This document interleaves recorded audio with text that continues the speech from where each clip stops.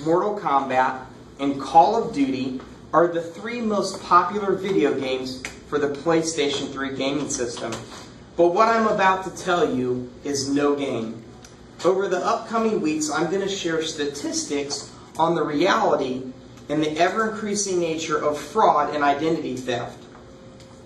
And the reason why I mentioned the Sony PlayStation is that 18 months ago, hackers heisted the personal information of 77 million people, including 12.3 million credit cards, 5.2 million of which belong to residents of the U.S. What all these people had in common is that they owned Sony PlayStations and had provided their credit card information for online gaming activities.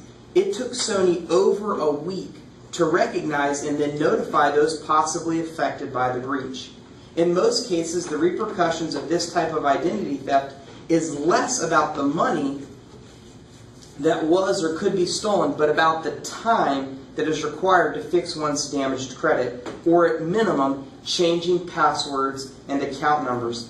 Being a problem solver and a pleaser, I do my best work for people that are unaware of the additional services and coverages available through their home, renters, or condo insurance policy. Related to what I've already mentioned, I'd like to speak about identity theft coverage. This endorsement costs only $25 a year and has three services. They are protective, resolution, and disaster services. The protective elements offer fraud alerts on one's credit files, minimizes risk for military personnel, helps with estate activities, assists in name changes due to marriage or divorce, offers advice, provides relocation identity protection. The resolution services helps prepare documents, call credit bureaus, law enforcement, and provides resolution information stolen from a child, all through a dedicated and certified fraud specialist. The disaster services is much like it sounds, and is for someone who has just become a victim of identity theft. It replaces identification and documentation, such as driver's licenses and the infamous birth certificate.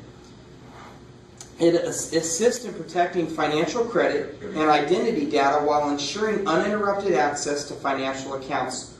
All this through one-on-one service to minimize stress and time.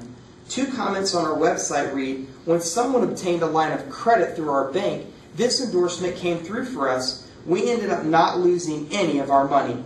The second, when my purse was stolen, the Identity Theft Resolution Center went above and beyond to make sure all my questions were answered, end quote. This coverage can amount to $25,000 worth of coverage for expenses such as legal fees, certified mail, notary, and lost wages. It covers any member of the household, be it spouse or child.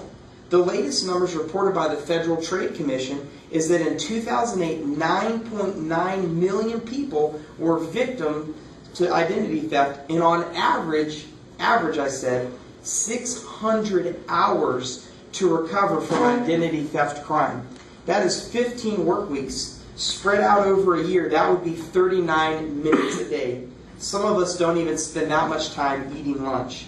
So today, I'm going to show you one thing that each of you can do in case you become the victim of a theft. Take out your wallet or your credit card, your wallet or your purse, and out of that, take your credit card out. On the back, there's a phone number. How ironic. This is the number that you need to call if your card is stolen, i.e., it's not with you anymore. So take that number and save it into your cell phone.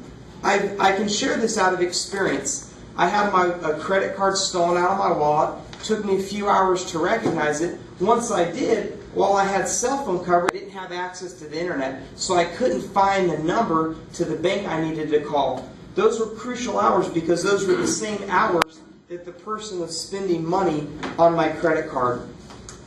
This relates to what I've been talking about over the last couple of weeks. Not the what, but the who. And that's my ideal client. My ideal clients, for the most part, come from Generation Y. Who is Gen Y? Well, people from Generation Y look like me. The oldest of this generation are becoming established in the workforce, and the youngest are just starting college. We spend more time on more time online than on TV. Texting is a large portion of our communication. We are impatient. We have been trained to have information and gratification at our fingertips. Another striking statistic is that 57% of us have or are expected to move back home, meaning back in with our parents. Despite that, we are optimistic about our future. One example of this is Jacob. He graduated 3 years ago from Auburn, but just last month moved out of his parents' basement because he got a job for Home Depot and bought a condo in Cobb County.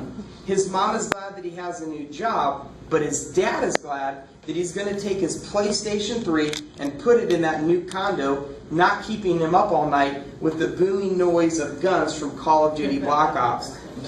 Jacob will appreciate that he can connect to me on Twitter and that American Family has a smartphone app. Since he can't talk on his cell phone at work, the best way to connect us is through a three-way email where you can tell him that after I graduated, I moved in with my in-laws, which is much worse than moving in with your parents.